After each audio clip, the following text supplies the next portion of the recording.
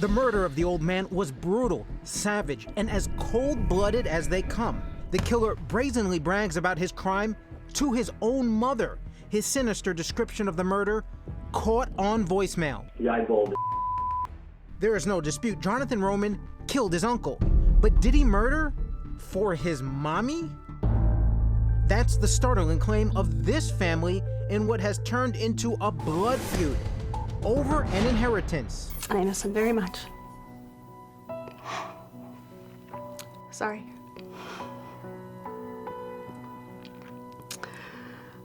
I don't know. He's just an all-around good guy. Kim Delaney can barely hold back the tears as she remembers her father, John Frankowski Sr., killed in an apparent dispute over money. Why? Is it all worth the money? John was looking forward to retirement at his home on Long Island. So you had a tight relationship with your dad? Yes, very close. Yes, I was his little girl, his pumpkin head, which I miss hearing.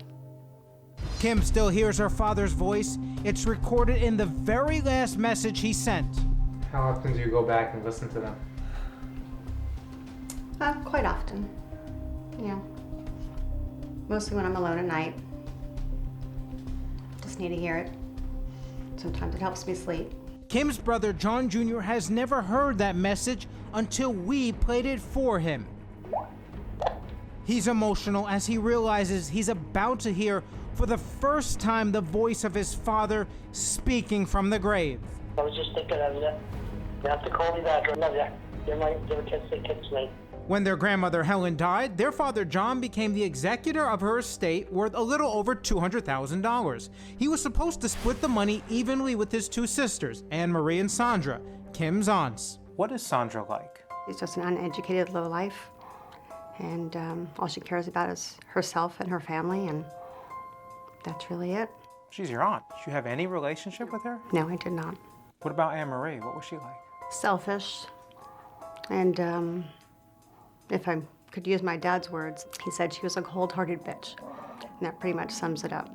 Kim and her husband Kevin say the aunts claimed it was taking too long to distribute the proceeds of Granny's estate, so they sent Jonathan over to intimidate his uncle. He would just show up, just constantly, ranting and saying, we want our money. And it wasn't even his money. Right. The only heirs were the two sisters and John Sr. So Jonathan's not entitled to a lick of the money? Not at all. No. Kevin, you're a lawyer. Was John Sr. dragging his feet? No, not at all. It took a few months for him to even get assigned as the executor of the estate in the first place. I think they were upset that he kept her alive as long as he did, because I remember them saying once, she's lived a full life, she's in her 90s, let her go. And I just think they wanted their money. Wait, your aunts, Sandra and Anne Marie, were telling your dad, hey, our mom has lived a full life, just let her go? Yeah. They just wanted her out of the picture. They just wanted her dead. Pretty much. And Kim believes they wanted her father dead too. In a civil suit, Kim claims her dad was murdered at the direction of his sister, defendant Sandra Roman.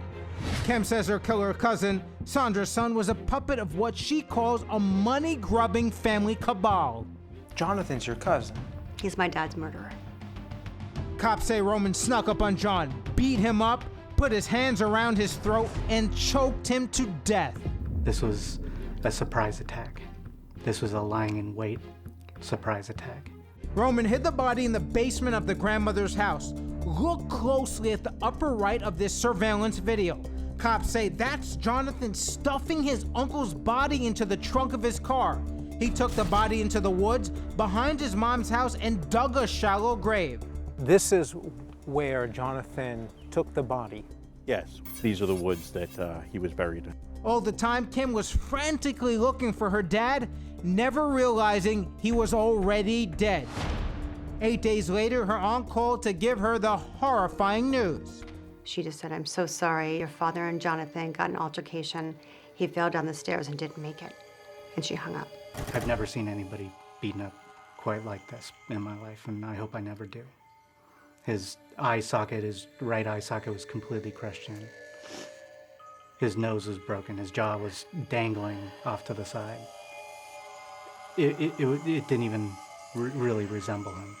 Attorney Bob Abrams says he has evidence Sandra may have known about the murder. This voicemail Sandra left for John Jr. We heard this voicemail, and quite frankly, it took a while to realize, like, holy cow, there's something before Sandra starts speaking, and it's Jonathan describing the brutal beating that he gave to his uncle. That's caught on tape. It's right here. I'd love to play it for you. Yeah, absolutely. Abrams plays that voicemail for us. Listen closely. You can hear the killer speaking in the background before Sandra starts talking. The eyeball. John, it's Sandy again. So right before she's leaving the message, that was Jonathan talking about the eyeball? Yeah, it's unbelievable. I want to play that again because it almost sounds as though Jonathan is bragging about what he did to his uncle. The eyeball. Nassau County Police say there is no evidence that anyone but Jonathan Roman was involved in the murder of his uncle. Sandra told the New York Daily News her son confessed to her saying, quote, "Mommy, I did it. I'm sorry. I'm sorry." But does Sandra know more than she's letting on? Coming up, the confrontation. Miss Roman. What happens next when Crime Watch Daily goes to Sandra's house looking for answers?